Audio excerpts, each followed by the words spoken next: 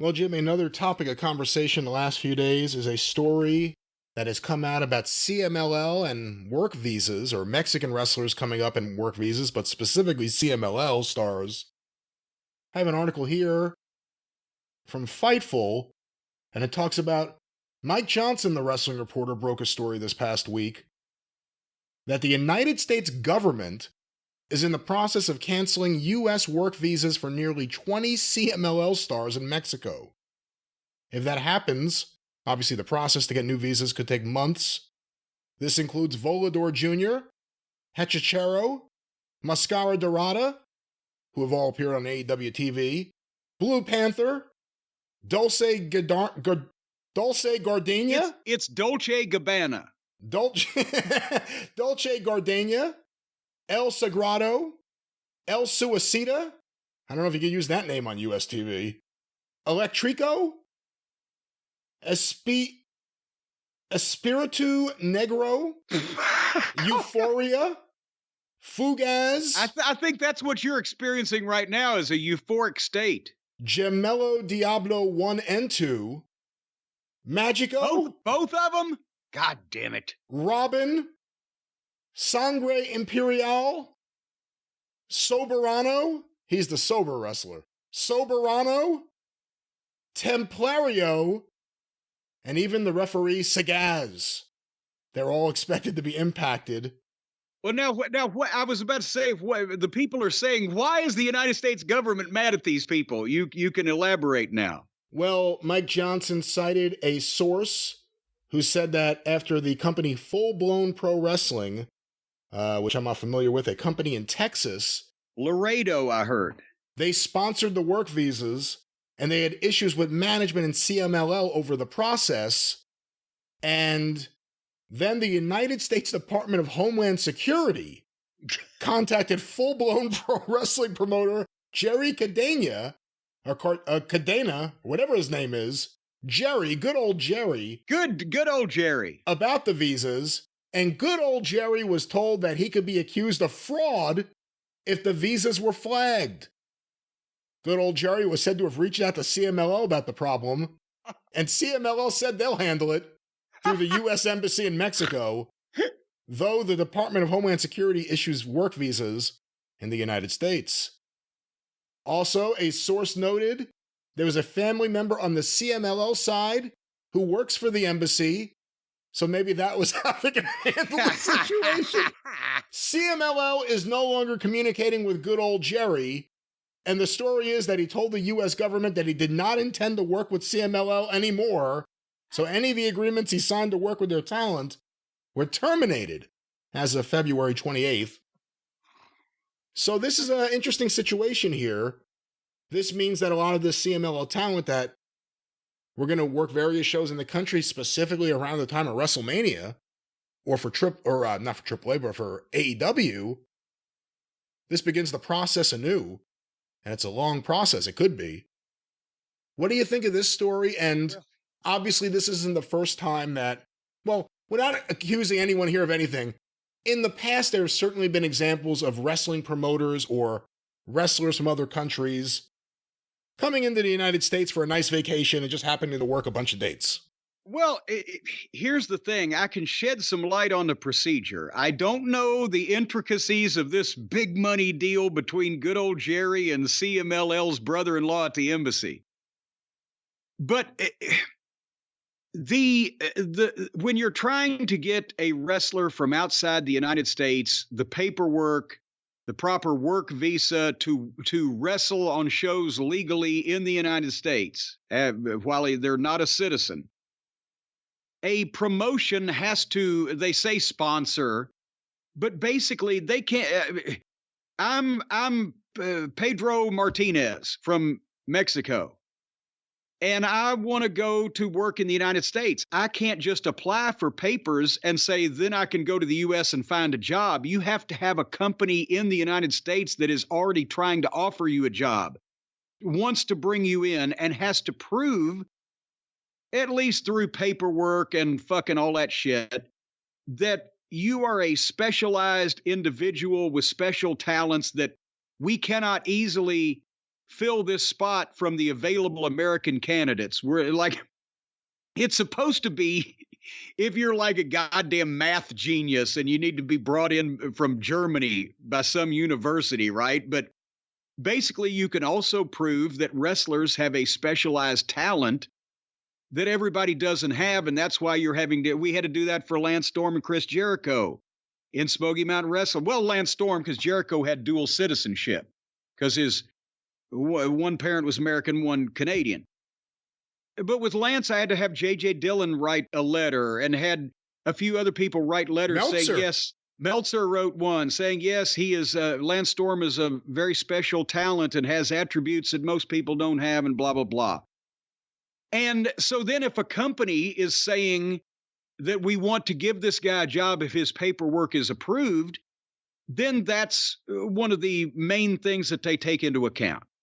And that's why, for WCW and WWF and later WWE, that was kind of easy because, you were signing, you had a budget to work with because this costs several $1,000s a person.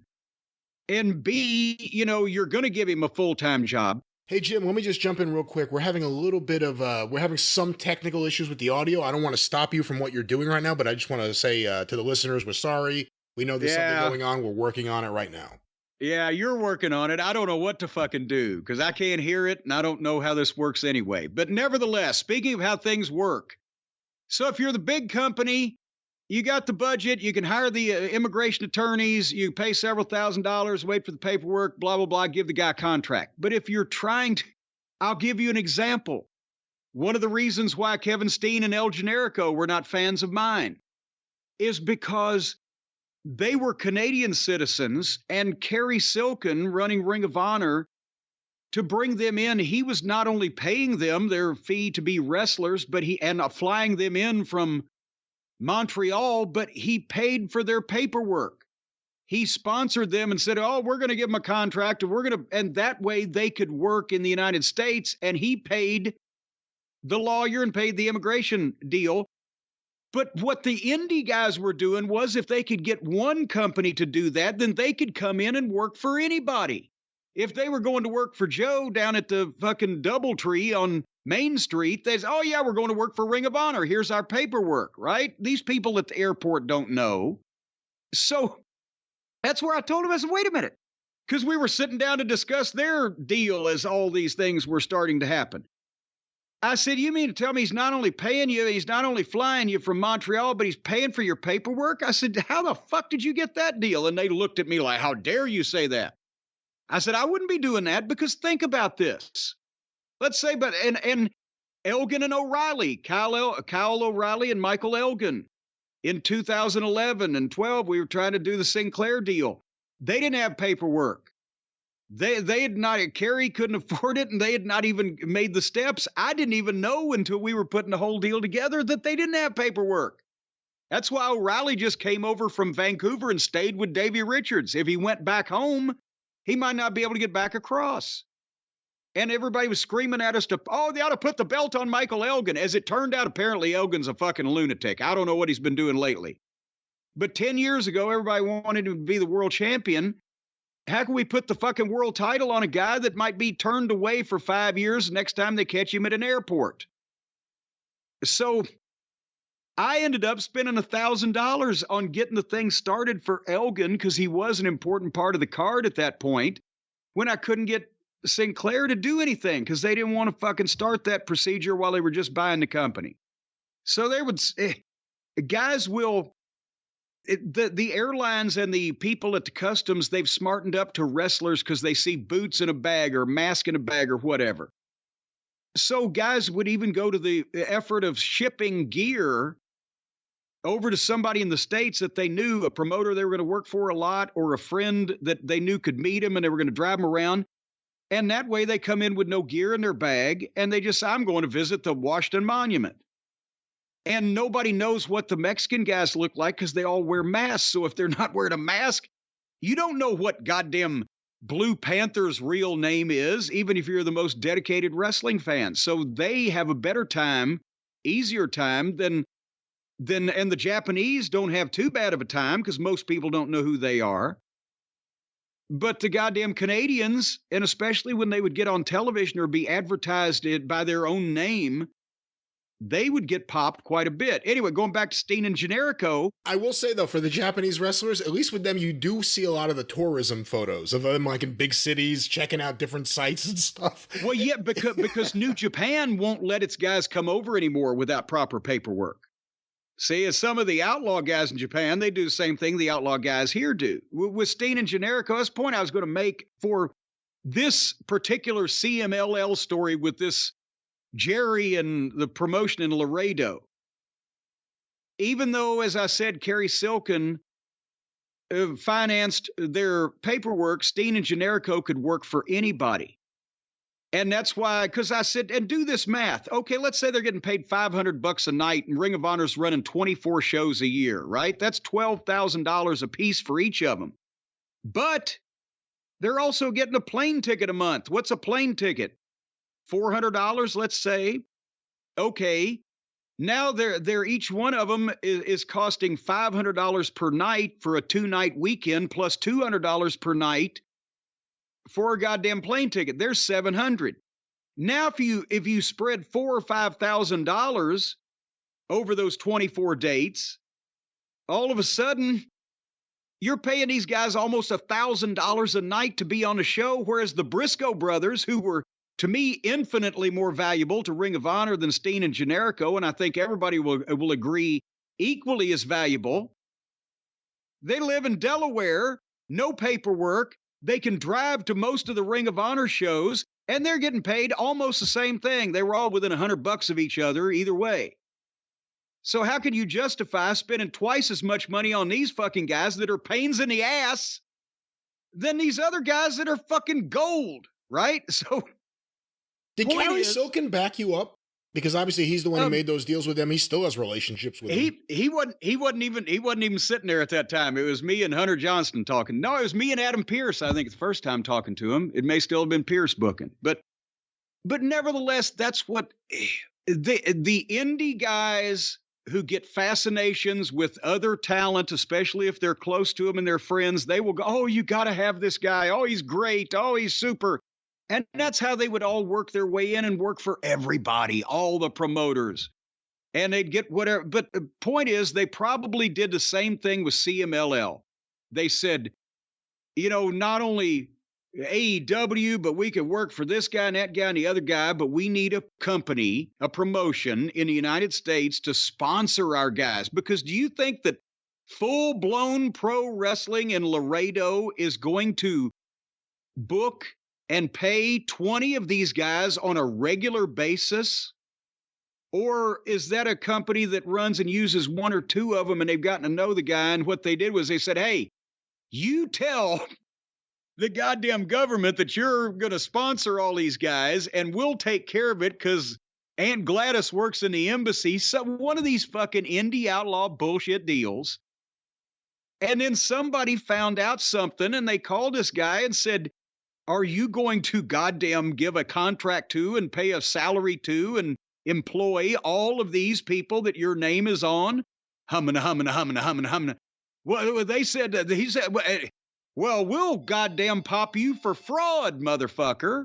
We asked them, who told them this? They said, Jerry, good old Jerry. Yeah, Jerry said. And, it's so that's what one of these, it's got to be something along that nature. Is this guy found out that he might get in trouble because somebody found out something that they didn't think somebody was going to find out, and now instead of being on the hook for putting his name on paperwork with the government that he's going to tend to all these goddamn foreign citizens coming in to work for him, he's saying, "Oh no, this deal's gone south. I'm not going to work for him anymore. You deal with them. I'm out of it." It's obvious they were trying to fucking, somebody was going to do the easy half-ass way, save some money, use somebody as a fucking, point guy, and it fell apart. What do you say to the wrestling fan who believes in conspiracies? I don't know what you'd say here. What do you say? There is no conspiracy. No, what do you say to the wrestling fan that says, with AEW's plans to do more with CMLL, including potentially with the Forbidden Door pay-per-view at Arthur Ashe Stadium this year, that WWE called some contacts in Washington and made sure these luchadors couldn't come into the country. Oh, good God. There are some fans saying that. What do you say? What the fuck? Nobody in the WWE even knows who Chekachero is. Hechachero. What the fuck? I don't care. No. They didn't even have to sabotage it because they sabotaged their own self, trying to save money and do bullshit under the table for cheap and with fucking stooges. That's what this goddamn deal is. That's the way that most of the immigration paperwork in wrestling has been done for 40 fucking years, either halfway, on the cheap, or not at all. And they wanted to be able to get their guys into where they're not going to be working full time. 20 guys are not going to start working full time for AEW, but CMLL was seeing, hey, if we get them where they've got papers, they can go to the United States. We can book them for anybody, right? Who's going to know? Well, it didn't get that far because they didn't do the shit right. AAA will know. That's who will know. And maybe, you know what? Who would rather sabotage CMLL working with fucking Tony Khan, the WWE or AAA? How did the goddamn United States government find out about this when we don't even know who these fucking people are? It is interesting, and I'm not saying there's anything to it, but in terms of timing, the last time we just recently talked on the show about these guys other than match reviews was the idea that them being on the shows, the CMLL wrestlers, meant that AAA wrestlers and any other luchadors cannot be on those shows. And soon thereafter, somebody tells the U.S. government that CMLL's trying to pull something. They're working with Jerry. They're working with Jerry. And who gets more bookings? The AAA guys that can't be on the show if the CMLL guys are there. But it's bullshit. And it's small time nickel and dime. That's the way Mexico operates, the Mexican wrestling promotions. We've told the stories many times. When Pena was coming to Stamford to meet with Vince McMahon, to Greenwich, to meet him at his house. And he was supposed to be there Wednesday morning at 9 a.m. He showed up promptly at 9 a.m. on fucking Thursday. I don't remember that story. What was said? Yes. Oh, senor, he came in bearing us all gifts. I've still got mine. It's a little tiny Aztec fucking ashtray that he picked up at the airport on his way on the plane. He brought $7.95 fucking airport gift shop stuff for everybody. Thank you for inviting me into your home. Oh, I didn't expect you to be here. Let me get something else out of my pocket. Yes, out of my beer. Have a comb. But it was, we all went. Me, Bruce, Jim Ross went. Maybe Shitstain was at that time when they were going to work with, have Super Astros and work with the Mexican guys. And Pena was going to come and meet, and we're all sitting there on Wednesday, and they get a phone call from the office. Beth Zazza saying, well, Pena says he's going to be there tomorrow. What? I don't know if we ever got an explanation. But many of the guys that had worked Mexico said that's not unusual. It's Mexican time. You know, they start the shows whenever they want.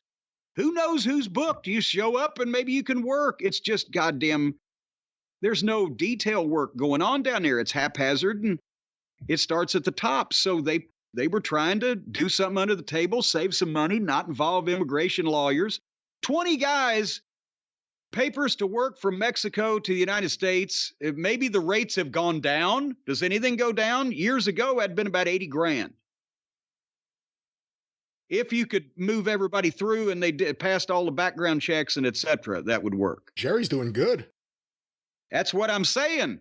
Maybe Jerry found out he might have to pay for it too. As soon as he heard we're the government, he's like, oh shit, fuck. What did they do? See, you don't pay the government. You pay the attorneys to work out all the shit with the government. That's so right. If they were trying to bypass that, the actual visa, is it a few $100s? I don't know. I was always looking at the bottom line, but they tried to probably go under the table and not use attorneys or file proper paperwork and thinking that the aunt at the embassy and good old Jerry in Laredo could work this out. Well, we questioned earlier just how many millions of dollars CMLL was making. Maybe here's another way they keep some of their money. It's not what you make, it's what you save. I'm going to call and take this kid. No, we will take care of this. We will talk to someone here. Don't worry. Yes.